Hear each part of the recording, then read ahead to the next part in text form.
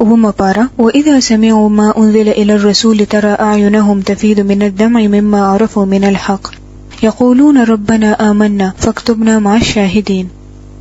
شروع کوم د الله نوم سره چې به حد مهربان بیا بیا رحم کول والا دی. کله چې هغه کلام اوري کوم چې په رسول الله صلی الله علیه وسلم باندې نازل شوی دی نو ته ویني چې د حق د پیژندلو په وجه د هغوی سترګې د اوښکو نه ډکې شي او وایي چې ای زمونږ ربه مونږ ایمان روړی دی زمونږ نوم په ګواهانو کې ولیکه. اشاره ده د نصارا طرف ته او خصوصا د حبشه د باچا او د هغې درباریانو طرف ته چا چې د حضرت جعفر رضی الله تعالی عنہ د جبې د سوره مریم تلاوت واوریدو نو د هغوی سترګونه اوښکې روانې شوې. هغوی د قران پاک دا آیتونه په ډومبي ځل واوریدل فورا حق او پیژندلو او داسې او پیژندلو چې سترګې د اوښکو نه ډکې شوې. مونږ د خپل جایزه واخلو هر وخت د قران پاک تلاوت اورو خو په یو غوږ اورو او په بلې وباسو په دې کې هیڅ هم نه اورو هیڅ هم نه محسوسو. بعض وخت خو مونږ اډو خیال نکو مونږ ته اډو یاد نوي چې د الله کتاب اورېدل کیږي او ځکه لیدل کیږي چې زمونږ او د هغوی په عمل کې ډېر لوی فرق دی. انسان د دننه نه د زړه نه هغه وخت بدلیدي شي کله چې هغه په صحیح طریقه باندې ووري. د قیامت په ورځ به هغه خلک دا ارمان کوي کم چې به جهنم ته ځي لو كنا نسمع او نعقل ما كنا في اصحاب السعير.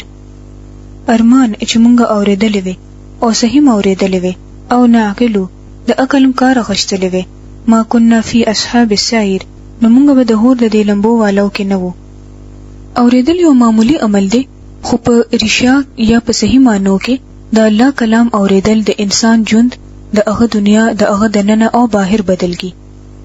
د دې خلکو د قران پاک اورېدو سره د حق پیژندلو په وجه د سترګو نه په اوښ کې بيدو کې زمونږ لپاره یو لوی سبق دی. او وایي چې ای زمونږ ربه مونږ ایمان وروړی دی زمونږ نوم په ګواهانو کې ولیکه. او وایي چې اخر ولې به مونږ په الله باندې ایمان نه وروړو او ولې به هغه حق نه منو کم چې مونږ ته راغلی دی. هر کله چې مونږ دا خواهش لرو چې زمونږ رب دی مونږ د صالحانو خلکو سره شامل کی. د دین معلومیږي چې هدایت هغه خلکو ته ملاويږي څوک چې دا ارمان لري یا تم لري چې هغه دې په نیکو خلکو کې شمار شي. د هغه د دې وینا په وجه الله هغه له داسې جنتونه ورکړل چې لاندې ته ولې بيږي او په هغه کې به همیشه اوسيږي. دا بدله ده د نیکانو خلکو د پاره. او چې زمونږ د آیتونو منلو نه انکار وکړو او هغه دروغ وګڼل نو هغه د دوزخ مستحق دي.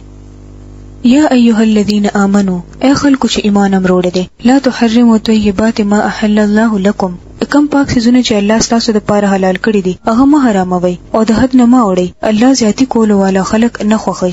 کم حلال او پاک رزق چې الله تاسو له درکړی دي هغه خوري اسکي او د هغه الله د نافرمانه نه ځان ساتي چې تاسو په ایمان وروړي دي. الله تعالی بندله بشمار نعمتونه ورکړي دي. نو کله چې بنده ته د دنیا سره نعمت ملو شي مثلا صحت دولت د دنیا نور سازو سامان نو په دغه وخت کې د دوه قسمه رویه اختیار کیږي. بعض خلک دغه سيزونه یو نعمت وګڼي او د الله تعالی شکر ادا کوي او دغه سيزونه په صحیح طریقه استعمالي او بعض خلک دا نیکی ګڼي چې د دې نعمتونو نه دی ځان یو اړخ ته وساتي. یا بل یو نامناسب رویه د دې دا وی چې کله هغه دا سيزونه عمومي نو یو کبر او لویواله پکې راشي او د نور خلکو په مقابله کې ځان زیات خګني. خدا دوه سيزونه ناخوخه دي. دنیا کې چې الله تعالی مونږ له نعمتونو هم راکړي دي کم چې په حلاله او جایزه طریقه مونږه ګټلې دي او دلته کې چې د کوم سيزونو ذکر شوی دی طیبات نو دغه سيزونه نه خو په ځان حرامول دي او نه د دې په منتلو باندې کبر کول دي او نه سلويواله کول دي بلکې د الله تعالی شکر ادا کول سره د الله د خوښ سره دا سيزونه استعمالول دي. د دنیا ځینی مذهبونه دا سوچ لري چې دینداری د دینوم دی چې بنده د دې نعمتونو نه لري شي یا بیا بنده د ځان نه د نعمتونو لري کی. ټیک دا د مادي یا دنیاوي سيزونو نه لريواله مطلوب دی خو عملی طریقې باندې نه بلکې د زړه لريواله چې په زړه کې د دې سيزونو هرس او تمنوي دومره مینه نه د پکار د څه د وجه نه چې تاسو د ډیرو اهمو سيزونو نه سترګې واړوي. دلته دغه سوچ اصلاح کول کیږي چې تاسو دغه سيزونه استعمالوي خو زیاتې مکوي ځکه چې الله تعالی دغه زیاتې نه خوښي. کم حلال او پاک رزق چې الله تاسو له درکړي دي هغه خوري اسکي او دغه الله نافرمانی نه ځان ساتي چې تاسو په ایمان وروړي دي. بیا هم دغه شانتي ځنې وخت د خوراک سکاک نه علاوه د خبرو اترو په معاملې کې هم د حد نه اوړو. د خبرو اترو په معاملې کې د حد نه اوړېدو کې یو قسم خوړل دي. په دې باره کې فرمایلی شوی دی چې تاسو چې کم بې مطلب قسمونه خوري پاغي باندې الله تاسو نه نیسي، یعنی عادتن چې کم قسم د خولې نه روزي، خو کم قسمونه چې تاسو په قصد خوري پاغي به ضرور الله تاسو رانیسي. د داسې قسم ماتولو کفاره دا ده چې په 10 مسکینانو د اوسط درجه هغه ډوډۍ اخروي کوم چې تاسو په خپل بال بچ باندې خوروي، یا هغه په جامه پټ کړي یا یو غلام آزاد کړي. او څوک چې د دې طاقت نه لري نو هغه د 3 ورځې روزه ونیسي. دا تاسو د قسمونو کفاره ده کله چې تاسو قسمونه اخري او بیا یې مات کړي. د خپل قسمونو حفاظت کوي. دغه شان الله تاسو د پاره خپل حکمونه واضح کوي د پاره د دې چې تاسو شکر وباسئ. د خوراک څښاک نه علاوه د خبرو اترو په معاملې کې هم درمیانه روي ضروری ده. او کچره انسان په جذباتو کې راشي او د خبرو اترو زیاتې نه وشي یا قسم اخري او هغه قسم دې بیا پوره نه کړي شي، نو دغه صورت کې به صرف زبانی کلامي توبه کافی نه وي بلکې عملی صدقه به ورکړي. دغه کفاره به ورکړي. دا کفاره د یو سزا حیثیت لري ځکه چې د انسان د تربیت لپاره دا یو ډیر اهم او ضروری چیز دی. یعنی انسان چې دغه غلطي وکړي نو لازمن به صدقه کوي یا به روزه نیسي. دغه چیز به د هغه د رستنو ګناهونو د معافی ذریعہ هم وي او ورسره انسان به راتلونکي وخت کې احتیاط کوي. یا ایها الذین آمنو، اے هغه کسانو چې ایمان امروړ دي، انما الخمر والمیسر والانصاب والازلام رجس من عمل الشیطان فاجتنبوه لعلکم تفلحون. هغه خلکو چې ایمان امروړ دي، دا شراب او جواری او دا دربارونه او فالونه دا ټول ګنده شیطانی کارونه دي. د دې نه ځان ساتئ. امید دی چې تاسو ته به کامیابی نصیب شي. د شراب په باره کې دا دریم حکم دی او آخري حکم دی. د کم نه پس چې شراب بالکل منع کړی شو. دلته د شرابو نه علاوه جواری، بت او استانه او د غشو وشتل یعنی د فال په ذریعہ د قسمتونو حال معلومول د دې ټولو سيزونو په یو ځای ذکر کړی دی. او د دوی د پاره چې کم ټکی استعمال کړی دی هغه رجس دی. رجس وی اکرګجنې ګندګي ته داسې ګندګي کومه ته چې انسان وګوري او کرکته ورشي، کم چې پاک سيزونه پلیت کی. دا ټکی د ناپاک او د بلا د پاره هم استعمال شوی دی، یعنی داسې شی چې طبيعت هم نه خوخي او عقل هم نه قبلي او کم چې په شریعت کې هم نه خوخوي. دویمه خبره دا ده چې دې ته عمل شیطان ویل دي، یعنی دا یو شیطانی عمل دی. د ځینې خلکو دا خیال دی چې قرآن پاک کې شراب ته حرام نه دی ویل شوی، نو که څوک شراب اوس کی نو سحرج نشته. خو چې دلته کم سیستا رجس او شیطانی عمل ویل دي نو بیا زموږ په دین کې داغه د پاره گنجائش کم زیاده. کم سیس چې شیطانی شي بیا هغه د الله د خوښ څنګه کې دی شي. د دې آیت په وضاحت کې رسول الله صلی الله علیه وسلم فرمایلی دي چې الله تعالی لعنت کړی دی په شراب باندې او داغه په اسکلو باندې، داغه په سکول باندې، داغه په خرصول والا باندې، داغه په اغستون کې باندې، داغه په جوړول والا باندې او د چا په وینا چې جوړول کیږي او په اورل والا باندې او د چا د پاره چې ور اورل شي. چې د دومره خلکو د پاره د لعنت ټکی ویل شوی دی په دوی باندې د الله رحمت نه دی. نو کله الله د رحمت نه څوک ځان محرومول غواړي نو بیا د پښوک کوي، خو په دین کې د دې لپاره هیڅ گنجائش نشته. رسول الله صلی الله علیه وسلم خو په شروع کې د هغه لوخو د استعمال نه هم خلک منع کړي وو چې په کومو کې به شراب جوړېدل یا به پکې اسکل کېدل، ځکه چې خلکو به هغه لیدل نو کې دی شي چې بیا ورته زړه شوی وي. بیا ځنې خلک وي چې لګ شانت دي اوسکو یا کله نه کله اوسکو. نو دا خبره واضحه ده چې حرام وي که هغه لګ وي او کډیر. مثلا ګندګي وي، خدای دې کی چې هغه یو کتره هم وي او کډیر وي نو هم ګندګي وي. یا مثلا سوګدا نشي ویلې چې زه د ډیرو متیازو د ساس کو نه خزان بچ کوم، خود یو نیمه کترې نه ځان نه بچ کوم. د هغه یو نیمه کتره هم هغه شانت نجسه ده، ناپاکه ده څنګه چې ډیر. رسول صلی الله علیه وسلم فرمایلی دي چې ما اسکرک کثیره فقلیله حرام. لکم سي زیات مقدار چې نشه ورکول والا دي، نشه اور دي، نو د هغه لږه حصہ هم حرام ده. دغه شانتي د شرابو نور نقصانات هم خول شوی دي. شیطان خدا غواړي چې د شرابو او د جواری په ذریعہ تاسو په منځ کې دښمنی او بغض واچي او تاسو د الله د ذکر او د مانځنه منې کی. یعنی دوه لوی نقصانونه. یو خدا چې دا د انسانانو په منځ کې د دښمنی او بغض پیدا کول وجه ده. خبره دا چې کم سیز نشه پیدا کوي هغه د انسان په عقل پرده واچي، راخور شي ور باندې. انسان د عقل د وجنه د نور مخلوقاتو نه ممتاز دی. نو کم سیس چې د انسان د ټولو نه لوی او اعلی ترین سیس یعنی عقل ختم کی، یعنی شراب د انسان اعلی ترین صفت د غور فکر، د سوچ کولو، د پوهېدو صفت ختم کی یا متاثر کی، بیا دغه د وجنه د انسان نه ډیر غلط کارونه وشي، دغه د وجنه په انساني عقل اثر غورځيږي، دغه د وجنه په انساني تعلقاتو اثر غورځيږي، په خپلو کې دشمنی او بغض پیدا شي. ځنې وخت انسان خپل ډېرې نږدې رشتې هم نه پیژني، په دغه وخت هغه دغه رشتو سره زیاتې وکړي. دا خبره ډیره اوریدل کیږي چې کم سړی نشه کوي، هغه ځنې وخت د نشې په حالت کې خپل ښځې ډیره وهي، حالکه هم دغه سړی په عام حالاتو کې داسې کول والا نه وي، خو دغه د نشې حالت کې هغه ته دا پته نه وي چې هغه څه کوي، چې آیا یو کار خدای کبد. دویم غټ نقصان دا دی چې دا تا د خدای د یاد نه او د مونږ رمنې کوي. بنده مومن هیڅ کله هم دا نه غواړي چې هغه د خپل رب نه لری شي، داغه د ملاقات نه دی لری شي. نو بیا هغه کله داسې کار کول شي یا برداشت کول شي کم چې هغه د خپل د رب د یاد نه لری کی یا د رب سره ملاقات کې رکاوټ شي. فرمایلی شوی دی چې فهل انتم منتهون، نو آیا تاسو به د دې سيزونو نه منی شي یا باز راتلون کیه آیت بچ کې دوه علای. دلته الله تعالی تاسو کوي او مونږ سوایو چې دا د حرامو ټکی نشته، نو ځکه زما دا خیال دی چې د بچ کېدو ضرورت هم نشته. د یو مؤمن بنده خو دا جواب کې دی نشي، دا جواب خود هغه کس کې دی شي څوک چې د شرابو د وجنه به حصہ شوی وي، څوک چې د جواری د لیندین د وجنه خود غرضه شوی وي. دا کس یو طرف ته په معاشره کې فساد خورول شي او بل خو هغه د الله تعالی د حکم هم څه پروا نه لري.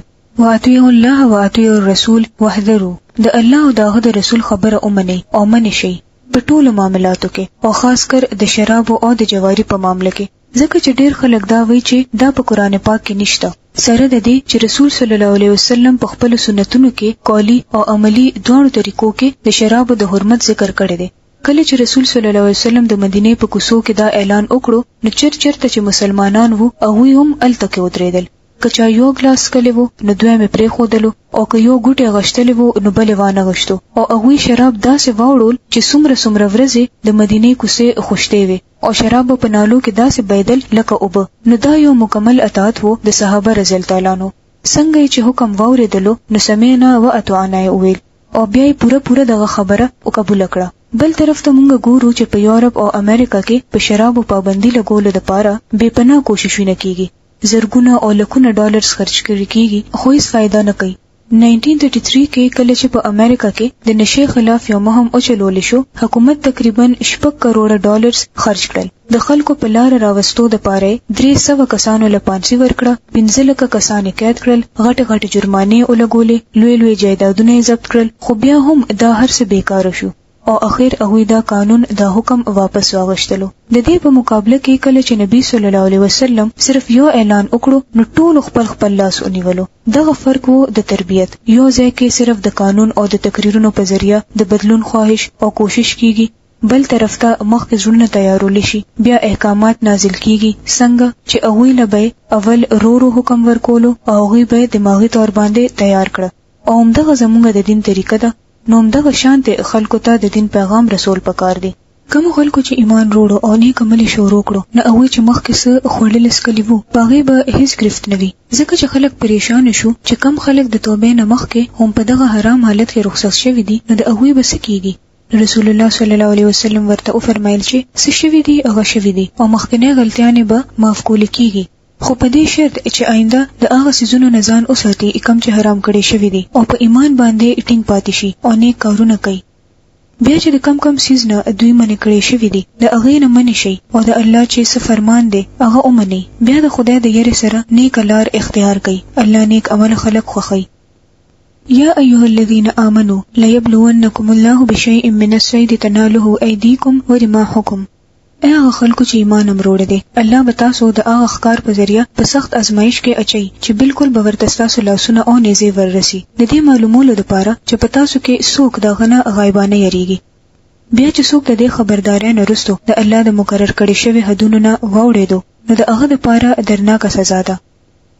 خلکو چې ایمان امروړ دي، د احرام په حالت کې اخکار مولي، او که په تاسو کې چا قصدن دا کار وکړو، نو کم زناور چې هغه وجلی وي دا غي برابر یو زناور په د سارونه نظر کوي، چې فیصله به په تاسو کې دوه عادلان سړي کوي او دا نظر به کعبه ته رسول کیږي یا کدا نه وي نو د دې ګناه په کفاره کې به یو 100 مسکینانو باندې ډوډۍ خوړل وي یا به د هغه په اندازه روزي نیول وي دا ځکه چې د خپل عمل مزه وسکي مخکې چې څه شوي دي هغه الله معاف کړل خو اوس کچا دا حرکت دوباره وکړو نو د هغه نه به الله بدله اخلي الله په ټولو باندې غالب دی او د بدلی اغشتلو طاقت لري د روایت مطابق دا آیت د حدیبیه په سفر کې نازل شوی و څنګه چې مسلمانانو احرام وتړلو نو مرغه او نو زناور به د مسلمانانو مخه دراتلل بل خو د احرام په حالت کې په ښکار پابندي و خو دې ښکار ته هغوی لاسونه ور رسیدل لکه غور کوي چرته چې د ښکار د پاره خلک منډه تړي وهي او چرته ښکار په خپل راشي او مخه ته دی راوورځيږي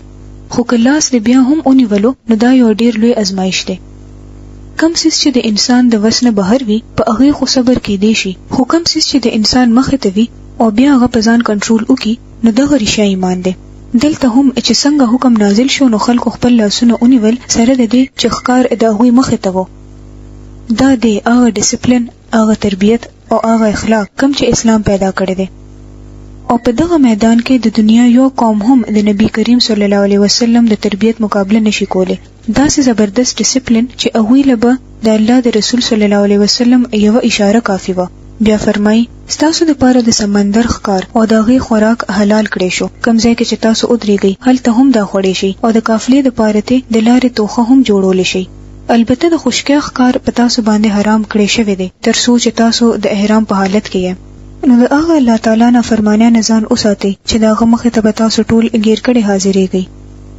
دلته دا خبره یا مقصد نه وو چې خلک دې پریشان کړي شي یا ښکار په خپل حرام سیز دی دا خو ټول حلال زناور وو دلته مقصد د دوی تربیت کولو ځکه چې روزه تربیت کوي چې حلال خوراک مخامخ وي خو تاسو به نه خورئ همدغه شانتي کله چې تاسو د احرام په حالت کې یې حج او عمره ل روان یې دغه څه کارونه چې هغه تاسو کول شي خو تاسو به نه کوئ دا سيزونه د مسلمانانو د تربيت لپاره دي چې څنګه به هغه په خپل ځان काबू ساتي خو ورسره کوم ځایونو کې چې مسلمانان په سخت کې پریوتی شو نو هغه ځای کې ورله الله تعالی رخصت هم ورکړي دي چرته چې دا خبره محسوسه شو چې کم سیس د ازمایش لپاره وو خو هغه د بنديانو لپاره یو سخت شو نو هغه سخت عمل تکي ختم کړی شو او په دغه قانون او حکم کې نرمه وکړې شو هم دغه وجه ده چې د احرام په حالت کې د خوشکه ښکار خو حرام دی خو د دریاب په سفر کې قزادران نه وي د خوراک سکاک د پارس نه وي نو د سمندر ښکار حرام نه دی الله تعالی کعبه چې عزتمند کوټه ده د خلکو د پاره د اجتماعي ژوند د قیام ذریعہ جوړ کړه او عزتمند میاشت او د قربانۍ ساروي او د غاړې پټای هم په دې کار کې د امداد لپاره شامل کړل دا ځکه چې تاسو ته معلومه شي چې الله د اسمانونو او د ځمکې د ټولو حالاتو نه خبر دی او هغه ته د هر سیز علم دی خبردار شي چې الله په سزا ورکولو کې هم سخت دی او ورسره ډیر معاف کولو والا او رحم کولو والا هم دی دلته د کعبه د زیارت کولو په وخت د سنورو سيزونو او بندشونو او ځایونو ذکر دی دغه سيزونو یا ځایونو خپل څه خاصیت نشته خو صرف د الله حکم دی او د الله تعالی د طرفه ورکړی شوی یو اهمیت دی کوم چې د سيزونو لا ورکړی شوی دی بساته خود دا سيزونه نه بلکې د الله رضا مقصوده ده او دغه سيزونو احترام کول د رسول د الله د حکم احترام کول دي مثلا د قربانۍ د زناور احترام کول هغه خو خوار په خپل یو زناور دی دغه به احترام وي خو هغه ولی چې د الله په کور کې د قربانۍ دول لپاره زی نو ځکه د الله حکم سره دغه احترام کول شي د دې مقصد هم د انسان تربیت کول دي پکار نه دی چې انسان دغه زناورو له دومره عزت ورکړي چې د هغه عبادت شروع کړي ځکه چې انسان نه لوی په دې ځمکه څوک نشته زناور د انسان د خدمت لپاره دي دا نه ده چې دوی دغه سيزونو عبادت شروع کړي خبردار شي چې الله په سزا ورکولو کې هم سخت دی او ورسره ډیر معاف کولو والا او رحم کولو والا دی پر رسول باندې خو صرف د پیغام رسول ذمہواری و وړاندې ستاسو ښکارا او پټ حالات الله ته معلوم دي اے پیغمبر صلی الله علیه وسلم دوی ته وایي چې پاک او ناپاک په هر حال کې یو برابر نه دي د ناپاکو سيزونو ډیرواله ستاسو هر څومره خوشحالي درولي نو اې د عقل خاوندانو د الله د نافرمانۍ نه ځان اوساتئ امید دې چې تاسو ته به کامیابی نصیب شي اے هغه خلکو چې ایمان امروړ دي د تاسو خبرو ته پوښتنه مکوئ چې که هغه ورته ښکار کړی شي نو بیا هم خوخ نه وي خو که تاسو داغه په داسې وخت کې تاسو وکړو چې کله قران نازلېږي نو هغه به درته ضرور ښکار کړی کیږي دا اوسه پورې چې تاسو څه کړی دي هغه درته الله معاف کړل، هغه معاف کولو والا او صبرناک دی. دلته د مسلمانانو تربیت په یو بل طریقه باندې کولی شي چې د دین په معاملې کې د زیاتو سوالونو کولو نه پرهیز وکړي، ځکه چې ځینې وخت زیاتو سوالونو کولو په وجه دین ګران شي او خاص کر داسې سوالونه چې بے مطلب وي، د وخت گزارې ذریعہ وي یا د کنفیوژن پیدا کولو سبب وي، نو دغه سوالونه کولو نه ځان اوساتئ، پرهیز ته وکړئ. رسول صلی الله علیه وسلم فرمایلی دي چې د مسلمانانو په حق کې د ټولو نه لوی مجرم هغه کس دی چې د داسې سیز باره کې سوال وکړو کم چې حرام نه وي، بیا صرف د هغه پوښتنې کولو د وجه نه هغه سیز حرام کړی شي. دا کار هر وخت شوی دی. ځینې وخت مونږ په یو خبره پورې داسې اونخلو چې چنجي لټول شروع کو او هغه خبره یا سیز د ځان لپاره ډیر ګران کو. ستاسو نه مخکې یوې ډلې دا قسم تپوسونه کړي وو، بیا هغوی هم د هغه خبرو په وجه په کفر کې اخته شو، ځکه چې بیا هغه کار اونکړو، ګران حکم یې پوره نکړی شو. ما جعل الله من بحیرة ولا سائبه، الله نه څه بحیره مقرره کړې ده، نه سایبه او نه وسیله او نه هام. خدا کافران په الله باندې د دروغو تهمت لګي او په دوی کې اکثر خلک بے عقل دي چې داسې د وهمونو خبره مني.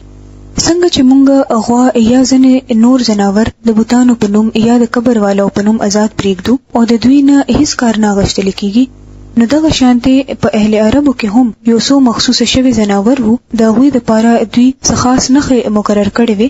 دغه جناور دوی دغه بوتانو په نوم آزاد کړي وو او نه دغه جناور حلالېدل او نه په سورلی کېده. دغه جناور به اخوا دیخوا خوشي ګرځیدل، داسې بیکار رسمونه، رواجونه او بیکار طریقې چې عقل هم نه مني او د دین حصہ هم نه وي. نو دغه شانته سيزونه منې کړې شوې دي. خلکو دا کارونه د الله نوم سره منسوب کړ او الله پاک وایي چې دغه ټول خبره یفترون علی الله الکذب دي، په الله باندې د دروغ تهمت لګي او په دوی کې اکثر خلک بے عقل دي. واذا قيل لهم تعالوا الى ما انزل الله والى الرسول قالوا حسبنا ما وجدنا عليه آباءنا. داسې طریقې او رسمونه اختیارولو والو ته چې کله ویل شي چې راشي دې قانون ته کوم چې الله نازل کړی دی او د پیغمبر طرف ته راشي، نو په جواب کې وایي چې زمونږ د پاره خو بس هغه طریقه کافی ده چې په کومه باندې مونږ خپل پلار نیکونه مونتلې دي. آیا دوی په پلار نیکه پسې ځي که هغوی په هیڅ نه پوهېدل او د صحیح لارې نه اړو خبر نه وو؟ د دغه خلکو نه دلیل اغشتی شي نو دوی سره هیڅ دلیل نه وي، بلکې وایي چې زمونږ په خاندان کې هم دغه شانته کیږي، زمونږ مشرانو هم دغه شانته کړي وو. نو چې د کم دین بنیاد صرف د خپل مشرانو او د لوی خلکو په خبرو کې خوده شوی وي، نو هغه بیا د الله دین هډو کې دی نشي. د الله دین خو ډیرو مضبوطو بنیادونو او دلایل او ثبوتونو باندې ولاړ دی. یا ایها الذین آمنو، اے هغه خلکو چې ایمان امروړ دي، علیکم انفسکم، د خپل ځان فکر کوئ چې تاسو په خپل پنی غلار باندې نو د بل د گمراهۍ نه تاسو ته هیڅ نقصان نه رسی، تاسو د ټولو واپسی تک الله ته دی. بیا هغه تاسو ته اوخی چې تاسو څه کړی دي. د اکثر خلکو دا حال وي چې په زیاده دي چې خپل اصلاح وکي، هغه په نور خلکو باندې اعتراضونه کوي، خپل عیبونه هغه ته نخکاری، خو په نورو کې ورته هر کمی کوتاهی ښکاری او نور خلکو ته هم ښکارا کوي. دلته د دغه خلکو د عادتونو اصلاح شوه ده چې خپل فکر کوي کچېر نور خلک غلط کوي نو د هغه ته پوز به تاسو نه کیږي، تاسو ټول به د الله طرف ته واپس کیږي، نو بیا به هغه تاسو ته اوخی چې چا څه کړی دي. خو د دې دا مطلب هم نه دی چې انسان د امر بالمعروف او نهي عن المنکر یعنی د نیکۍ د کولو او د بدانه د منې کولو هډو کوشش نه کوي. دا هر څه په خپل ځای دي، خدا چې بغیر د سوجې نه اسه بیسه په نورو کې عیبونه روباسل په اسلام کې سخت ناخوښه دي. زموږ د معاشري ډېرې طریقې سرنګ دي. خلک اکثر په ذاتي محفلونو کې څنګه خبرې کوي، زیات خبرې د خلکو په باره کې وي، یا د هغوی د کپړو په باره کې، یا د هغوی د چال ډال په باره کې، یا د هغوی د تعلیم د مال او دولت په باره کې. خو دغه شانتې ټولې خبرې د اسلام په نظر کې ناخوښه دي. ځینې وخت داسې وي چې یو کس غلط کار کوي، نو کله چې هغه منې کړی شي نو جواب کې وي چې فلانه او فلانه خو هم دغه شانتې کوي. خو خبره دا ده چې چا څه وکړل نو د هغه په ځان باندې ده، د بل چا د غلطۍ نه عبرت نیول یعنی اغشتل پکار دي. خوش قسمته دی هغه انسان چې بغیر د نصیحت نه د نورو د غلطیانو نه په خبره پوي شي او عبرت نه والی. اے هغه خلکو چې ایمان امروړ دي، هر کله چې په تاسو کې د چا د مرګ وخت راشي او هغه وصیت کوي، نو د دې لپاره د شهادت نصاب دا دی چې تاسو د ډلې نه دي 2 تنه عادلان سړي گواهان مقرر کړي شي، یا کچره تاسو د سفر په حالت کې او الته تاسو ته د مرګ مصیبت پیښ شي نو د غیر مسلم خلکو نه دي 2 تنه گواهان واغشتل شي. بیا هم که څه شک راشي نو د مانځنه رستو د دوه گواهان په جماعت کې حصار کړي شي او هغه دې په الله قسم اخري او دی وی چې مونږ د خپل فائدې لپاره گواهی نه خرڅو. که څوک زمونږ رشتہ دار وي خو مونږ د هغه رعایت نکو او نه مونږ هغه گواهی په ټولو والایو چې هغه د الله د پاره وي. که مونږ داسې وکړو نو ګناګارانو کې به شمار شو. خو کچره پته ولګي چې د دوه ځان په ګناه کې اخته کړی دي نو بیا د دوی په ځای 2 نور سړي چې هغه د دوی په نسبت د گواهی لپاره زیات مناسب وي د هغه خلکو نه د ودرېږي چې د چا حق وهل شوی وي او هغه دې په الله قسم اخري او دی وی چې زموږ شهادت د هغه د شهادت نه زیات په حق دی او موږ په خپل گواهی کې هیڅ زیاتې نه کړي او کومه داسې وکړو نو ظالمانو نه بيو. په دې طریقې سره زیات امید کې دی شي چې خلک به ټیک ټیک شهادت کوي یا کم نه کم د دې خبرې نه بیریږي چې زمونږ د قسمونو نرستو چرته د نورو په قسمونو باندې زمونږ تردید ونشي. د الله نه ویریږي او واوري چې الله نافرمانه خلکو ته هدایت نه کوي. يوم يجمع الله الرسل فيقول ماذا أجبتم قالوا لا علم لنا إنك أنت علام الغيوب. په کوم ورځ چې به الله ټول رسولان راجمع کی او تاسو به وکي چې تاسو لا څه جواب درکړې شو نو هغه به ارزو کی چې مونږ ته هیڅ علم نشته ټول پټ حقیقتونه هم ته معلوم دي. بیا هغه وخت په خیال کې راولي چې څه وخت به الله د مریم زوی عیسی ته وفرمایي چې اے عیسی د مریم زویا یاد کا زما هغه نعمت چې ما تعالی او تاسو مور لدر کړي وو. ما په پاک روح سره تاسو مدد وکړو. تا په زنګو کې هم د خلکو سره خبرې کولې او چې ډیر عمر ته ورسېدلې نو هم ما تعالی د کتاب او د حکمت د تورات او د انجیل تعلیم درکړو. تا به زما په حکم د خټینه د مرغه شکل جوړولو او پاغه کې بده پوکې کولو او د اغه نه به زما په حکم مرغه جوړېدله. تا به مرزادي ړوند او جزامي مریض یعنی د برس مریض زما په حکم روغولو. تا به مړي زما په حکم د قبرونو نه راوستل. بیا چې کله ته بنی اسرائیل ته اخکارنه خيوړې او په هغه کې چې کم خلک د حق نه منکر وو هغه وویل چې دا نه خو د جادو نه سوا بل هیڅ نه دي نو ته ما د هغه نه بچ کړې. او کله چې ما حواریانو ته اشاره وکړه چې په ما باندې او زما پر رسول باندې ایمان وروړي نو هغه وویل مونږ ایمان وروړو او گواه اوسه چې مونږ مسلمانان یو. د حواریانو په سلسله کې دا واقع هم یاد لره چې کله حواریانو وویل چې اے عیسی د مریم زوی ایستا رب په مونږ باندې د اسمان نه د خوراک یو خوانچه نازلول شي نو عیسی وویل د الله نه ویریږئ که تاسو مؤمنان یې. او ویل مونږ بس دا غواړو چې دغه خوانچه نه خوراک وکړو او زمونږ زړونه مطمئن شي او مونږ ته معلومه شي چې تا مونږ ته سویل دي هغه رښتیا دي او مونږ په هغه باندې گواهان شو. نو عیسی د مریم زوی دعا وکړه اے الله زمونږ رب په مونږ باندې د اسمان نه یو خوانچه نازل کړه چې هغه زمونږ د پاره او زمونږ د مخکینو او رستنو خلکو د پاره د خوشاله یو موقع جوړ شي او ستاسو د طرف نه یو نه خوي مونږ له روزي راکا او ته خو روزي ورکول والای. الله جواب ورکړو زغه په تاسو نازلول والایم خود دین رستو کچا په تاسو کې کفر وکړو هغه له بزداسه سزا ورکوما چې په دنیا کې بما چاله نه وی ورکړي کیږي صدا سي چې د الله تعالی د طرف هر وخت هر ورځ رزق ورکړي شي سحر غرمه ماخام او د ورځې سوسو زله مونږ خورو اسکو که وګوري نو دا ټول ازمکا یو د سرخوان دی په هغه باندې قسم قسم میوه او سبزیان پیدا شوي دي. دا ټول رزق مونږ له د ځمکې نه ملاويږي. دا هر څه د معجزې نه کم نه دي چې د خاور نه مونږ ته دا خوانناکه خوشبو والا او رنگ رنگ خوراک ملاويږي. خو افسوس چې په دې باندې څوک هم غور نه کوي او په دې ټولو سيزونو کې مونږ ته هیڅ نه هم نه ښکاریږي. هم دغه نفسیات د حضرت عیسی علی السلام په منلو والو کې هم وو. هغه د کائنات په دغه خورو نه خو باندې غور اونکړو او یو بل مطالبه وکړه چې د اسمان نه دی زمونږ د پاره د خوراک یو خوان نازل کړي شي مونږ به د اغې نه خورو او دغه به زمونږ د اختر ورځوي. نو خدای پاک ورته وویل چې کله اغې نه پس بیا تاسو انکار وکړو او دغه د نافرمانه لارم پرې نه خو نو زه به تاسو له سخت عذاب درکم. کم سړی چې عبرت اغشتل غواړي سبق زده کول غواړي نو هغه له د ټول کائنات د غور فکر کولو دعوت ورکړي. زه د الله د قدرتونو نخښه خوري دي د هغه د معرفت حاصلولو لپاره باغې باندې د پوهېدو لپاره. خو خبره دا ده چې موږ د ټولو سيزونو ته په یو عام غونډه نظر ګورو په دغه سيزونو هیڅ کله هم غور نه کوو ځکه خو موږ د معجزو په انتظار کې اوسو چې موږ ته به صدا سیس ښکاری چې موږ یقین وکړو چې الله شته دی او هغه ډیر لوی قدرت والا دی. نو بیا به موږ هغه الله منو او داغه احکامات به هم منو. خو الله د داسې معجزو قائل نه دی. هغه غواړي چې انسان د دې الله ورکړی شوی بهترین نعمت او عطیه یعنی خپل عقل استعمال کړي، په خپل د خپل ځان هم پیژني او خپل رب دې هم پیژني. ولې چې که انسان د دغه ظاهري سيزونو د پړکانه مرعوب شي او رب اومني، نو د هغه په منلو کې به بیا پایداری نه وي. هغه چې د یو سیز نه پس بل وویني نو بیا د هغه نه متاثر شي، دغه کس بیا د الله حکم پریږدي او د هغه سیز په طرف روان شي. نو ځکه خو الله تعالی وایي چې خلک دې د معجزو نه بلکې د دلایلو نه ځان پوي کی. د چا په دباو کې د راتلو په ځای دې د خپل عقل نه کار واخلي او حق ته وپیژني او قبول دي کی او بیا دې په استقامت اختیار کی. وَإِذْ قَالَ اللَّهُ يَا عِيسَى ابْنَ مَرْيَمَ أَأَنْتَ قُلْتَ لِلنَّاسِ اتَّخِذُونِي وَأُمِّيَ إِلَٰهَيْنِ مِن دُونِ اللَّهِ. غرض دا چې کله د دې احسانونو وریادولو نه پس الله او فرمایي چې اے عیسی د مریم زویا، آیا تا خلکو ته ویلی وو چې د الله نه سوا ما او زما مور هم خدایان جوړ کا؟ نو هغه په جواب کې عرض وکي چې سبحان الله، زما دا کار نه وو چې هغه خبره مې کړې وي چې د هغه د کولو ما ته حق نه وو. کما دا څه خبره کړې وي نو تا ته به ضرور معلومه وه، ته پوهیږي په هغه څه چې زما په زړه کې دي او زه نه پوهیږم په هغه څه چې ستا په زړه کې دي. د دې خبرې نه دا معلومیږي چې عیسی علیه السلام نه خدای وو، نه د خدای حصہ، نه د الله زوی وو، ځکه چې هغه ته هیڅ پته نه وه چې د الله په زړه کې څه دي.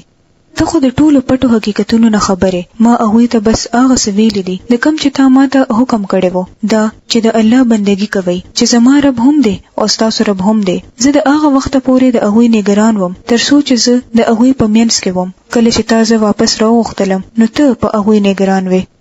د دینه یو ډیر لوی او اهم حقیقت معلومیږي چې پیغمبر هم انسان وي او د دنیا نه د تلو نه پس هغه د انسانانو د حال نه واقف نه وي. ځینې وخت مونږ په ناتونو کې په شیرونو کې کم چې مونږ د رسول الله صلی الله علیه وسلم په محبت او عقیدت کې وایو چې تاسو صلی الله علیه وسلم زمونږ د زړه خبر یې، زمونږ د حال نه واقف یې، یا تاسو صلی الله علیه وسلم زمونږ امداد لره ورسئ. خدا ټول خیالونه او سوچونه په شرک شمار کیږي، ځکه چې دا اختیار صرف د الله دی چې دینه خبر دی چې د خلکو په زړونو کې څه دي. یا بیا که الله چاله یو وخت لپاره دا علم ورکړي هم وي، څنګه چې عیسی علیه السلام ته باذن الله د سيزونو علم ورکړي شوی وو. زه د هغه وخت پورې د هغه نگران وم تر څو چې زه د هغه په مینس کې وم. کله چې تاسو واپس راوختلم نو ته په هغه نگران وې او ته خو په ټولو سيزونو باندې نگران یې. اوس کته هغه له سزا ورکې نو هغه ستا بندگان دي او کما فکه نو ته غالب او حکمت والای. پس دا غیبه الله او فرمای دا هغه ورځ ده چې په دې کې ارشنو خلکو ته دا غوي رشا وینا فائدہ ورکي. د قیامت په ورځ به د چا قدر کیږي؟ د ارشنو خلکو. دا غوي د پاره داسې باغونه دي چې لاندې ته نهرونه بهيږي، دلته به غوي همیشه اوسيږي. الله دا غوي ناراضي شو او غوي د الله نه. دا لویه کامیابی ده. د زمکه او د اسمانونو بادشاہي خاص الله د پاره ده او هغه په هر څه باندې قدرت لري. وهو على كل شيء قدير. بسم الله الرحمن الرحيم. سورة الأنعام. الحمد لله الذي خلق السماوات والأرض وجعل الظلمات والنور ثم الذين كفروا بربهم يعدلون. تعریف هغه الله د پاره چې زمکه او اسمانونه جوړ کړل، رڼا او تیرې پیدا کړې. بیا هم هغه خلک چې هغه د حق د دعوت منلو نه انکار کړي دي، هغه د خپل رب سره نور سيزونه برابرې. یعنی جوړ کړي خدا ټول هر څه الله دی، خو د خلکو په عقل څنګه پردې پرتی دي چې د الله مخلوق له د الله درجه ورکړه یا د الله مخلوق د الله برابر وګڼلو. خاص مغه دی چې تاسو یې د خټې نه پیدا کړی، بیا تاسو د پاره د ژوند یو موده مقرر کړه او یو دویمه نیټه بل هم ده چې د هغه سره فیصله شوی پرته ده. یعنی دا د یو لوی حیرانتیا خبره ده چې د خاورې نه یو ژوندې انسان پیدا کړو. لږ ځان ته وګوري او خپل خوا او شا کې خلکو ته وګوري، د دوی اصل خاور ده. هم دغه شانته د خاورې نه چې کم بوټي پیدا کیږي هغه هم ژوند دي. په دې خبره الله تعالی د آخرت دراتلو باور پیدا کوي چې کوم رب د خاورې نه یو ژوندې انسان پیدا کول شي، خشته او بویناک ګلونه پیدا کول شي، هر رنګه خوراک پیدا کول شي، نو هغه رب اخر د مرګ نه پس بیا ته نشي را پاسولې.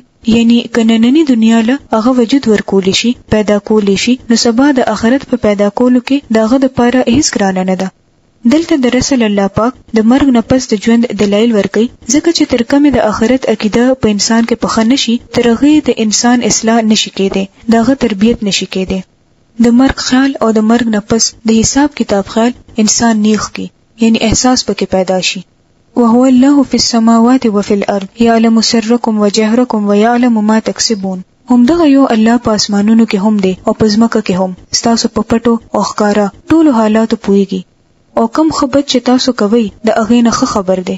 د خلکو دا حال دی چې د هغوی د رب د نښو نه یوه نښه داسې نشته چې هغه د هغوی مخې ته راغلی وي او هغوی د هغې نه مخ نه وي اړولی، بلکې د خپل رب د هرې نښې نه مخ اړولی دی. او اوس چې ورته کم حق راغی نو هغه هم دروغ وګڼلو. زه ښه ده په کم څیز پورې چې دوی د اوسه پورې لګیا دي ټوکې کوي، ډېر زر به د هغې په هکله څه خبرونه دوی ته راورسېږي. آیا دوی ونه لیدل چې د دوی نه مخکې څومره داسې قومونه مونږه هلاک کړي دي چې د هغوی په خپله زمانه کې دوران وو. هغوی له مونږه په ځمکه کې هغه اقتدار ورکړی وو چې هغه تاسو له نه دی درکړی. په هغوی باندې مونږه د اسمان نه ښه بارانونه راوورول او د هغوی لاندې نهرونه وبهول. خو چې کله هغوی د نعمت ناشکري وکړه نو اخر دا چې مونږه هغوی د ګناهونو په بدله کې تباه کړل او د هغوی په ځای د بل دور قومونه راوچت کړل. که مونږه تاریخ ووایو نو بېشماره قومونه د یو بل نه پس په دې ځمکه راغلي دي. په دغه قومونو کې د یو څو حالات خو مونږ ته ملاویږي، خو د نورو په باره کې مونږ ته هیڅ خبر نشته. سمو د مخکې په نېشنل جیوګرافیکس کې یو تصویر شایع شوی وو د اسکلان ښار، کم ځای کې چې ډیر تهذیبونه یو بل پسې په ځمکه کې خښ دي. یعنی یو قوم راغی هغه په ځمکه اوسېدو او بیا تباه شو، هغه قوم بیا په خاوره کې خښ شو، په هغه ځمکه یو بل قوم آباد شو او بیا هغه هم په دغه خاوره کې خښ شو او دغه شانتي بیا یو بل او بل. نو انسان له پکار دی چې په دې هغه ضرور سوچ وکړي چې په کوم ځمکه زه ګرځم، پته نشته چې د هغې د لاندې به د څومره شان او شوکت او غټ غټ تختونه او تاجونه والا خلک خښ وي، نو بیا به هغه هیڅ کله هم قبر نه کوي. د انډس ویلی په باره کې به تاسو اوریدلی وي، دا د سند علاقه ده کومه چې دا وخت په پاکستان کې ده. دغه ځای کې هم 4.5 کاله مخکې یو تهذیب یو قوم آباد وو. د سند دریاب به د ځان سره زرخیز خاوره روړله، دغه خاوره به د اوبو سره په کنارې خورېده او د دغه د وجې نه زمینداري ډېره اسانه وه. دغه ځای کې 2 ډېر غټ ښارونه موهنجوداړو او هړپه آباد شو. دا ښارونه د یو بل نه په میلیونو لرې وو، خو د دوی حکمران یو وو. دا یو خیال دی چې د دغه ښارونو حکمران به د دوی مذهبي پیشوا وو. د ځمکه د کنستو په وخت دغه ځای نه تصویرونه راښکلي شوي دي. پوره ښارونه د ځمکې د لاندې نه راښکاره شوي دي. د ترقۍ په لحاظ دغه د خپل وخت د تهذیبونو نه ډېر وړاندې وو. دواړه ښارونه په نوې طرز جوړ کړي شوي وو. باقاعده پکې سړکونه، د اوبو د رسېدو او د نکاسي دپاره ډېرې ښه طریقې وې. دواړه ښارونو کې بزرګونه کورونه وو. دغه کورونه د سرو خښتو نه جوړ وو. د غریب او مالدار د کورونو فرق ډېر واضح وو. د غریبانو کورونو کې به 1 یا 2 کمرې وي، کمې چې به د سرې خاورې د پخو خښتو نه جوړې وي. د مالدار خلکو په کورونو کې باتروم او ټایلټس، باورچیخانه او د اوبو د نکاسي ډېر ښه تنظیم وو. خلکو به د غلې او د مالوچو تجارت کولو. ځمکې ډېرې زرخیزې وې، د هغې د وجې نه به ډېر سامان کېدو. دغه سیزونه به په غټو ګودامونو کې جمع کېدل. دا سیزونه به د لرګو په غټو ګاډو کې د یو ځای نه بل ځای ته وړل. د مالوچو نه به ډېره اعلی کپړه تیاروله. د دریای نیل په غاړه آباد ښارونو سره به تجارت کولو. ویل شي چې دنیا کې د ټولو نه مخکې کاټن دلته تیار شوی وو. د دغه نه علاوه بل وی صنعت د لرګي نه د فرنیچر تیارولو وو. د لرګي نه به ډېر خشته فرنیچر جوړولو، سره د دې چې دغه خلکو سره صرف د کاڼي اوزار وو. یعنی د میډل ایج د اوسپنې دور د دوی نه ډېر پسته شروع شوی وو. صرف د کاڼو رګړاو سره دغه خلکو ډېره ترقي کړې وه. کم قوم چې دغه ځای کې آباد وو هغې ته به د ډاور قوم ویلو. د دوی خپله ژبه هم وه کومه چې به لیکل کېده، خو تر اوسه پورې داسې څوک ماهر لسانیات په هغې پوه نه شو. د دوی په ښارونو کې به زموږ په شانتې حکومتونه، عدلیه، پولیس او فوج هم وو. خو داسې څه وشو چې دومره ترقي نه باوجود دغه قوم تباه او برباد شو. د زرګونو کالو راسې په ځمکه کې ښخ وو. دا سلیټ چې تاسو ګوري څرنګه ډانچې او لوښي خواره دي او دغه خلکو به څرنګه بت پرستی کوله. د دوی په وخت کې غوا ډیره اهمه وه. دا لوښي چې ښکاري دا په هغه دور کې جوړ شوي وو. دا د ځمکې په کنستلو کې راوتي وو. د دوی آرټ، کالي، هتیارونه وغیره. د سوچ خبره دا ده چې د دې دومره ترقي نه پس هم دا قوم تباه شو، ختم شو. ولې؟ دا هغه سوال دی چې مونږ ټولو لپاره غور کول پکار دي.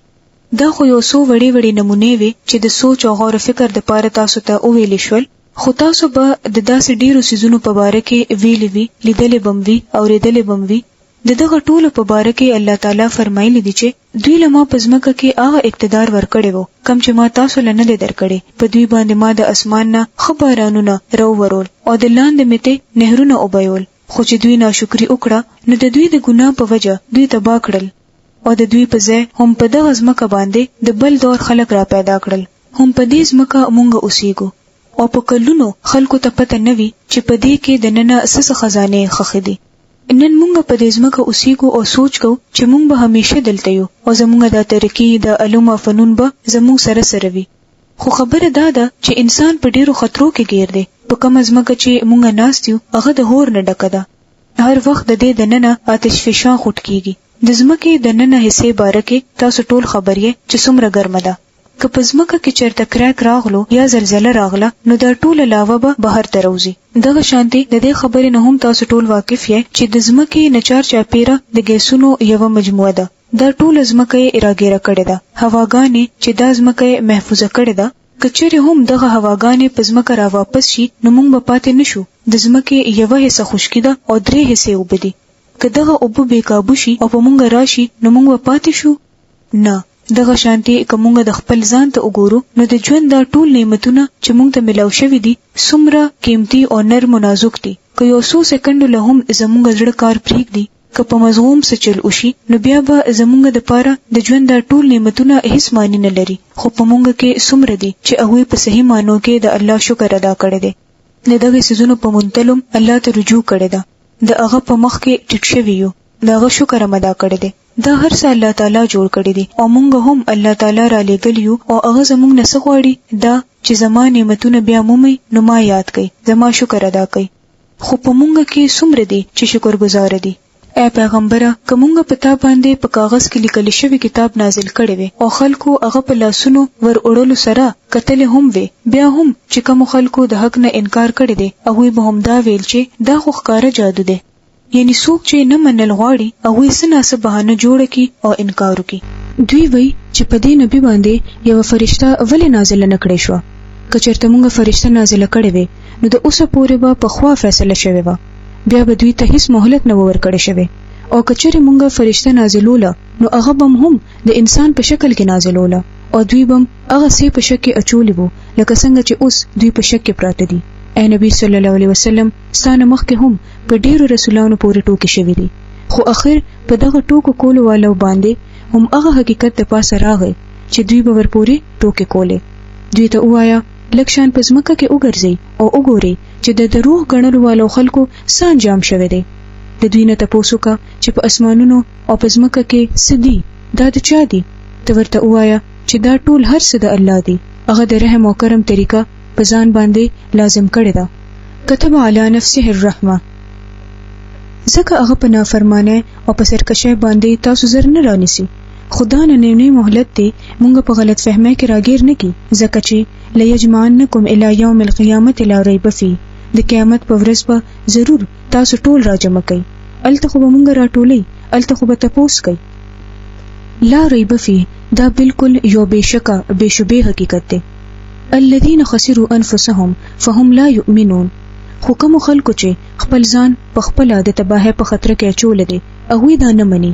د شپې په تیاره کې او د ورځې په رڼا کې چې څه اوسیږي هغه ټول د الله دی او هغه هر څه اوري او په هر څه پوهه دی. دوی ته ووایه چې آیا زه الله پرېږدم او بل څوک ځان له سرپرست جوړ کم؟ هغه الله پرېږدم چې د ځمکې او د اسمانونو خالق دی او چې روزي ورکوي روزي اخلي نه. همدغه خو فرق دی د خالق او مخلوق کې. دوی ته ووایه چې ما ته خو دا حکم را کړی شوی دی چې زه د ټولو نه اول د هغه وړاندې سر ښکته کم او دا تاکید راته شوی دی چې څوک شرک کوي نو کوي دی. ولا تکونن من المشرکین، ته په مشرکانو کې په هیڅ حال کې مه شاملېږه. دوی ته ووایه چاته ویل کېږي؟ نبی صلی الله علیه وسلم ته چې څه ووایه؟ که زه د خپل رب نافرمانی وکم نو یریږم چې ماله به د لوی خوفناکې ورځې سزا راکړې کېږي. الله تعالی حضور صلی الله علیه وسلم ته وایي چې تاسو خلکو ته ووایئ چې د نافرمانۍ اختیار او اجازت خو زما هم نشته. که چېرې ما نافرماني وکړه نو زما نه به هم پوښتنه کېږي. دا یوه بېله خبره ده چې هغوی صلی الله علیه وسلم نافرمانۍ کولو والا نه وو، نو بیا دا خبره د هغوی په ذریعہ ولې ویل کیږي؟ ځکه چې خلک دې په دې خبره باندې ځان ډیر ښه پوي کی او یقین دې په وکي. په دغه ورځ چې څوک د سزا نه بچ شو په هغه باندې الله ډیر لوی رحم وکړو او دا ښکاره کامیابی ده. او که الله تا ته څه نقصان در ورسوي نو د هغه نه بغیر بل هیڅوک نشته چې تا د هغه نقصان نه بچ کړي شي. وَإِن يَمْسَسْكَ بِخَيْرٍ او که هغه تا سره څه ښېګړه وکړي فهو علی کل شیء قدیر نو هغه په هر څیز قادر دی. هغه په خپلو بندګانو باندې پوره اختیار لري او هغه پوهه او خبردار دی. دا یو ډیر اهم او ضروری آیت دی. که په دې آیت ځان پوه کو نو د ژوند ډیر تکلیفونه او پریشانای به په خپل ختم شي. وَإِن يَمْسَسْكَ اللَّهُ بِخَيْرٍ او که الله څه نقصان در کول غواړي فلا کاشف له الا هو نو دغه نقصان اخوا کول والا بیا څوک هم نشته سوای د الله. نو ځکه هر ګران وخت او تکلیفونو کې د هغه نه سوال کول دا ضروری ده. د هغه د هغه لمن پرې خودل او د بل چا لمن نیولو باندې د مسلو حل نه ملاویږي. دا یو ډیر لوی نادانی ده، ناپوهی ده. نو د دې عقلی دلیل څه دی؟ چې هر نقصان او فائدہ صرف د الله د طرفه ده او ټول اختیار هم د هغه په لاس کې دی. نو خبره دا ده چې دا دنیا د اسباب دنیا ده. د هر کار د پاره نور ډیر سيزونه رايوځي کول غواړي. مثلا باران، د هغه پر اوریدو کې سمندر هم شامل دی او هوا هم او انور پکې هم شامل دی. یعنی دا څو سيزونه چې یوځای شي نو بیا باران کیږي. خو دریاب د چا په کنټرول کې دی؟ هوا د چا په کنټرول کې ده؟ نور د چا په کنټرول کې دی؟ د الله په کنټرول کې. مثلا کله باران نه ورول غواړي نشته داسې څوک چې نور په خپل قابو کې کی او خپل حکم په ومني یا په هواګانو باندې حکومت کوي حکم ولور کی چې او به روچت کوي؟ نه، بالکل هم نه. دغه شان په کائنات کې څومره سيزونه دي هغه صرف او صرف د الله د حکم تابعدار دي. دا ټول سيزونه چې کله رايوځي شي نو بیا تنه سيز را جوړ شي او د الله نه علاوه هیڅوک نشته چې په دې ټولو سيزونو او اسبابونو باندې حکمران شي. سړی صرف د سيز مالک دی، صرف د خپل حقیر اراده. یعنی مونږ خو د بل د اراده یا د مرزي هم مالکان نه یو، صرف د خپل وړې شانتي مرزي مالک یو. نو چرته د نور د مرزي مالکان شو یا د هواګانو د مرزي مالکان شو؟ نو ځکه دا سوچ کول هم یو بیوقوفي ده چې د الله نه علاوه هم چا سره سي اختیار یا فائدہ یا نقصان شته. ځکه چې زموږ زړونو کې د خلکو یروي کم چې مونږ کمزوري کی کومګه دا یقین وکړو چې دا ټول اسباب د الله په لاس کې دي نو مونږ به د هر چا نه بے نیاز شو، پروا به نه کوو او صرف د خدای نه بغواړو. هغه ته به دعاګانې کوو، هغه ته به جاړو، هغه سره به خپل تعلق پیدا کوو. خو کله چې انسان دا حقیقت هیر کی نو بیا په مشکلاتو او نقصانونو په وخت کې یو خوا بل خوا منډه وهي او ځنې وخت په شرک راګیر شي. ځکه خو الله تعالی وایي چې وَإِن يَمْسَسْكَ بِخَيْرٍ او کاغه تا سره سخېګړه وکي فهو علی کل شیء قدیر نو هغه په هر څه قادر دی. هغه په خپل بندگانو باندې پوره اختیار لري او هغه پوهه او خبردار دی. اصل کې کېږي داسې چې د دنیا دا واړه ازمایښونه او نقصانونه کم چې ځنې وخت مونږ ته غټ نقصانونه ښکاري همدغه د راتلونکي فایدو وجوي. خو دغه طرف ته اړو زموږ خیال نه وي. کله چې مونږ یو ښکاره تکلیف او مصیبت ووینو نو زموږ دا خیال وي چې ما سره ډیر لوی زیاتې وشو، مونږ سره انصاف او عدل نه دی شوی. خو د الله تعالی د کار کولو طریقه جدا ده. داغه فیصله د انسان په حق کې د ظلم فیصله نه دي. اصل خبره دا ده چې مونږ د الله تعالی حکم، داغه مرزي او داغه په حکمت باندې ځان پویولو کوشش وکړو او قرآن په دغه سیس کې زموږ مدد کوي. او کله چې په دغه حقیقتونو او حکمتونو باندې پوه شي نو بیا انسان ډیر سيزونه قبول کی کم چې په عام حالاتو کې نه قبلي او هم دغه قبولولو یا ځان حواله کولو نوم اسلام دی او هم دغه په نتیجه کې انسان ته امان ملو شي. به فرمایلی دي چې وهو القاهر فوق عباده وهو الحكيم الخبير. هغه په خپل بندگانو باندې پوره اختیار لري او هغه پوهه او خبردار دی. د دوی نه تاسو کا چې د چا گواهی د ټولو نه لوی ده ورته وایا چې زما او تاسو په منځ کې الله گواه دی او دا قرآن ماته د وحی په ذریعہ را لېږل شوی دی. د څه د پاره د دې چې تاسو او هغه څوک چې چاته دا ورسی ټول خبردار کم. یعنی نبی صلی الله علیه وسلم ته دا قرآن دا پیغام ولې راغلیو چې نور خلکو ته د الله خبره ورسیږي، ټولو ته داغه حکم ورسیږي. ځکه موږ ګورو چې ربی بن انس وای چې اوس کچاته هم دا قرآن ورسی، یعنی د نبی صلی الله علیه وسلم نه پس چې چاته هم دا قرآن ورسی او هغه پرشنو متبع رسول وي، یعنی د حضور صلی الله علیه وسلم فرمانبردار وي، پرشنو د هغه پیروي کولو والا وي، نو دا د هغه ذمہواری ده چې خلکو ته د الله طرف ته دعوت ورکړي، څنګه چې رسول الله صلی الله علیه وسلم دعوت ورکړو، او هغه شانته ویری څنګه چې رسول صلی الله علیه وسلم خلک یې رولې وو. یعنی دا قرآن د بندولو او د انغختلو لپاره نه دی راغلی، دا د الله پیغام دی، د الله کلام دی، داغه دا پیغام د ټول انسانیت لپاره دی. خو ټول انسانیت ته به څوک رسي؟ د چا په لاس کې چې دا قرآن د وخت کې موجود دی، د چا په کورونو کې، د چا په سینو کې، د چا په پوهه کې چې دا قرآن راغلی دی. دا اوس د هغوی د ژوند ذمہواری جوړیږي چې نور خلکو ته دا پیغام ورسي. مونږ کې هر کس له دا سوچ کول پکار دی چې په دغه کار کې به زه خپل حصہ څنګه اچوم. بیا فرمای آیا واقعي تاسو دا گواهی کولی شئ چې د الله سره نور خدایان هم شته؟ ورته وایا زه خدا گواهی هرگز نشم کوله.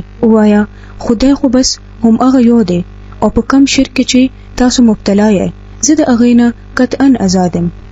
الذين آتيناهم الكتاب يعرفونه كما يعرفون أبناءهم الذين خسروا انفسهم فهم لا يؤمنون. کوم خلکو لچې مونږ دا کتاب ورکړی دی هغوی دا خبره داسې بېشکه بېشوبې پیژني لکه څنګه چې د خپلو زامنو په پیژنګلو کې ورته څه شک نه راځي. خو کومو کسانو چې خپل ځان په خپله په نقصان کې اچولی دی هغوی دا نه مني. ومن اظلم ممن افترى على الله كذبا او كذب بآياته انه لا يفلح الظالمون. او داغه جانب زیات ظالم بل څوک وي چې هغه په الله باندې د دروغ بهتان ولګي یا د الله نخې دروغ وګڼي. یقینا داسې ظالمان هیڅ کله خلاصي نشي مونته. و یوم نحشرهم جميعا، په کومه ورځ چې به مونږ دوی ټول راجمع کو او د مشرکانو نه به تپوس وکړو چې اوس تاسو هغه شریکان کم ځای دي چې تاسو به خدایان ګڼل، نو هغوی به د دې نه سوا بله فتنه نشي راوچتولی. دا دروغ ووایي چې ای زموږ پروردګاره په تام دې قسم وي مونږ هرگز مشرکان نه وو. وګوره په دغه وخت کې به دوی څنګه د خپل ځان د پاسه په خپله دروغ جوړ کړي او هلته به تې هغه خپل د دروغو خدایان ټول ورک شي. یعنی د قیامت په ورځ به مشرک چې لاړ شي نو څه به وایي؟ قسمونه به خوري چې نه مونږ خو هیڅ شرک نه دی کړی. په دوی کې ځینې خلک داسې دي چې ستا خبرو ته غوږ نیسي، خو حال دا دی چې مونږ د هغوی په زړونو باندې پردې اچولې دي چې د هغې په وجه هغوی په هغې هیڅ نه پوهېږي او د هغوی په غوږونو کې دروندوالی اچولی دی چې هر څه اوري او بیا هم هیڅ نه اوري. او دوی که هر څومره نښې وویني خو ایمان به پې نه روړي. حد خدا دی چې کله دوی تاله راشي او جګړې در سره کوي نو په دې کې چې کومو خلکو د نه منلو فیصله کړې ده هغوی د ټولو خبرو اورېدو نه وروستو دا وایي چې دا خو بل څه نه دي، بس هغه د پخوانی کیسې دي. دوی د دې حق دین قبلولو نه خلک منې کوي او پخپله هم ترې لرې لرې تښتي. د دوی دا خیال دی چې ګنې دوی به په دې چل تا ته څه نقصان در ورسوي او حال دا دی چې دوی پخپله خپل ځان تباه کوي. خو دوی په دې پوهېږي نه. کاش چې تا د دوی د هغه وخت حالت لیدلی شوی څه وخت چې دوی د دوزخ په غاړه ودرولی شي. هغه وخت به دوی ووایي چې افسوس څه شکل داسې وی چې مونږ بیا واپس دنیا ته ولېږلی شو او د خپل رب نښې دروغ ونه ګڼو او په ایمان وروړلو والو خلکو کې شامل شو. په حقیقت کې دوی به دا خبره صرف په دې وجه کوي چې په دغه وخت کې به دوی ته هغه حقیقت ښکاره شوی وي چې په کم باندې دوی مخکې پرده اچولې وه، او که نه چېرې دوی واپس تیر شوي ژوند ته ولېږلی شو نو بیا به هغه کارونه کوي چې د کمو نه منع کړی شوي دي. دوی خو دي دروغجن. نن دا خلک وایي ژوند چې څه دی هغه خو همدا بس د دنیا ژوند دی او مونږ به د مرګ نه وروستو دوباره هیڅکله راژوندي نه کړی شو. کاش چې تا هغه حالت ولیدې څه وخت چې دوی د خپل رب مخې ته ورودرولی شي په هغه وخت کې به ته الله تپوس وکړي چې آیا دا حقیقت نه دی؟ دوی به ووایي چې آو ای زموږ ربه دا حقیقت دی. نو الله به ورته وفرمایي چې ښه ده، اوس د دې حقیقت نه د انکار کولو په بدله کې د عذاب مزه وسکئ. قد خسر الذين كذبوا بلقاء الله. په نقصان کې پریوتل هغه خلک چې هغوی د الله سره د خپل ملاقات خبره دروغ وګڼله. څه وخت چې ناڅاپه هغه ساعت راشي نو دا خلک به ووایي افسوس دی زمونږ نه په دې معامله کې څنګه کمی راغی. مونږ ګورو چې کله څه معامله اچانک را پیښ شي نو هغه وخت ډیر ګران وي چې دا معامله څنګه حل کو. دغه وخت کې ځینې خلک داسې دي هغوی وایي چې ژوند خو بس دا د دنیا ژوند دی، مونږ به بیا نه راپاسو، هیڅ قیامت نشته. که دا خلک د خبرو په زور په دې دنیا کې دا هر څو ځله ووایي خو د دوی په دغه انکار کولو حقیقت خو نشي بدلیدی، نو اوس به کیږي څه؟ د قیامت په ورځ د مړ کېدو نه پس کیږي به دا چې قیامت په دوی راشي نو هغه وخت به دوی په لوی نقصان کې وي او به یریږي او لاسونه به مږي او وایي به چې زمونږ نه لویه کوتاهي وشوه. مونږ د ځان ته وګورو، ځینې وخت مونږ ته ښه پته وي چې دا کار غلط دی او الله تعالی منې کړی دی، خو بیا هم وایو چې څه وشو نور خلک هم دغه شان کوي کنه، مونږ به یې هم وکړو. او زمونږ دا هیر شي چې د دې په باره کې به پوښتنه کیږي. مثلا د ځوانۍ په باره کې به د قیامت په ورځ پوښتنه کیږي. نن چې زمونږ نوې نسل ته د دین خبره وویل شي نو هغوی څه وایي تاسو خو به هم داسې کول او نور خلک هم دغه شانتې کوي، مونږ د اوس نه ولې ځان پابند کړو. نو خبره دا ده چې کم کس ته چې د آخرت یقین وي نو هغه په ځوانۍ کې څه چې خپل ماشوموالي او بډاوالي کې هم یعنی ټول ژوند به هغه هر قدم په خیال لیکدي چې ما نه به تپوس کیږي.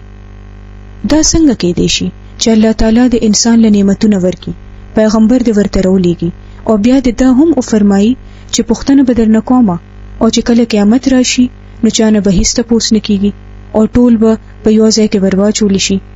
او په دې کې خدا سي هم کېدی شي چې بغیر حساب چاله جهنم او جنت ورکړي. نو څه پته چې بغیر حساب بیا چاله د جنت په ځای جهنم ورکړي، یعنی دا چانس پکې هم شته.